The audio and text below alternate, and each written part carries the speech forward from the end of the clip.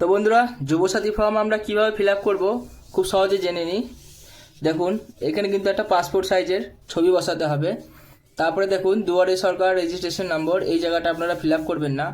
তারপরে নিচে দেখুন আধার কার্ডের নম্বর আছে, আধার কার্ডের নম্বরটা আমরা বসিয়ে দেবেন।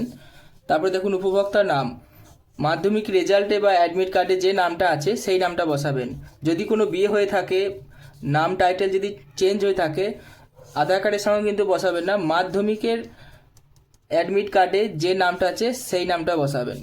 তারপরে দেখুন এখানে মোবাইল নম্বরটি দিয়ে দেবেন, যেটি ব্যাংকের সঙ্গে যুক্ত আছে আর যেটি আপনার কাছে আছে, এখানে দিয়ে দেবেন। ইমেল আইডি যদি থাকে দেবেন, না হলে দেবেন না।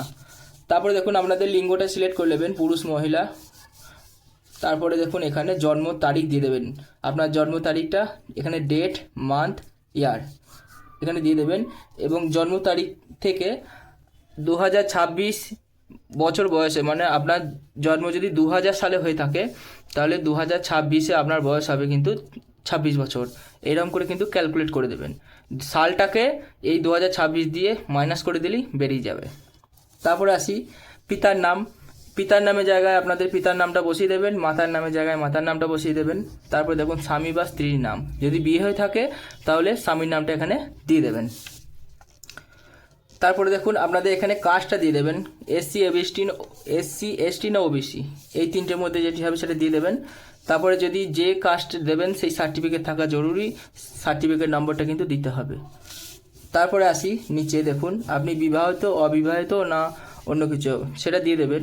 তারপরে দেখুন আপনার বাড়ির নম্বরটা যদি দিয়ে দেন, যদি জানা থাকে দেবেন, না হলে কিন্তু এই ঘরটা ফাঁকা রেখে দেবেন। তারপরে দেখুন আপনার গ্রামের নাম এখানে লিখবেন। তারপরে ডাকঘরে আপনার পোস্ট অফিসের নাম লিখবেন। পঞ্চায়েত ওয়ার্ডে আপনার পঞ্চায়েতের নাম লিখবেন। তারপরে দেখুন ব্লকের নাম লিখবেন। তারপরে থানা, থানার নাম। তারপর জেলা, জেলার নাম। পিনকোড, পিনকোডের নাম। রাজ্য তো লেখাই আছে। এই হলো প্রথম পাতা। আসি দ্বিতীয় পাতাতে। দ্বিতীয় পাতাতে দেখুন মাধ্যমিক যে আপনি যে এটা দিচ্ছেন, মাধ্যমিকের রেজাল্ট বা অ্যাডমিট কার্ড যেটা দিচ্ছেন সেটা কিন্তু এখানে দিতে হবে। এখানে রোল দিতে হবে। তারপর এখানে নম্বর দিতে হবে, কোন সালে আপনি মাধ্যমিক পরীক্ষা পাস করেছেন। এখানে যেটা দেবেন, মাধ্যমিক হলে মাধ্যমিকের দেবেন, উচ্চ মাধ্যমিক দিলে উচ্চ মাধ্যমিক দেবেন, ঠিক আছে। তারপর কোন বোর্ড থেকে আপনি পাস করেছেন, WBBSC, CBSE, ICSC না আদার্স, আপনি যেটা হবে সেটা দেখুন এখানে টিক মার্ক দিয়ে দেবেন। তারপরে শিক্ষাগত যোগ্যতা আপনার দিয়ে দেবেন, আপনি হায়েস্ট কতদূর পর্যন্ত পড়াশোনা করেছেন এখানে দিয়ে দেবেন। তারপরে দেখুন আপনার পেশা কি, আপনি এখন বর্তমানে কি করেন সেটা আপনি আপনাদের মতো লিখে দেবেন। এখানে ফার্মারও লেখা হবে, লেবারও লেখা হবে, হাউস ওয়াইফও লেখা হবে। মেয়েদের ক্ষেত্রে এটা হাউস ওয়াইফ, যাদের বিবাহিত তাদের, আপনাদের সেটা দেখে এটা লিখে দেবেন আপনাদের যেমন যায়।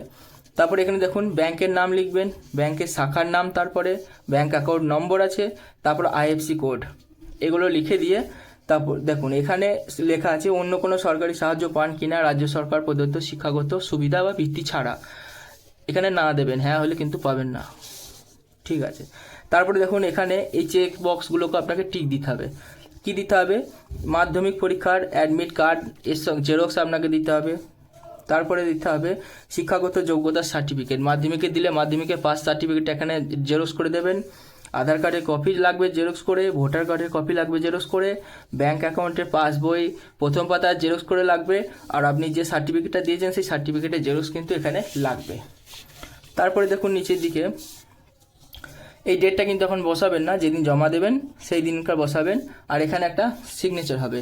আর নিচে যে এই ফর্ম ফিল আপটা আছে এইটা কিন্তু আপনারা করবেন না, এটা দুয়ারে সরকার রেজিস্ট্রেশন অফিসারটা করবে, এখানে আপনাদের ফিল আপ করার দরকার নেই। তো বন্ধুরা, এই ছিল যুবসাথী ফর্ম ফিল আপের ভিডিওটি কেমন লাগলো বলবেন। ভিডিওটি ভালো লাগলে চ্যানেলটিকে অবশ্যই সাবস্ক্রাইব করবেন, বেল আইকনটি পাশে অন করে পাশে থাকবেন। ধন্যবাদ।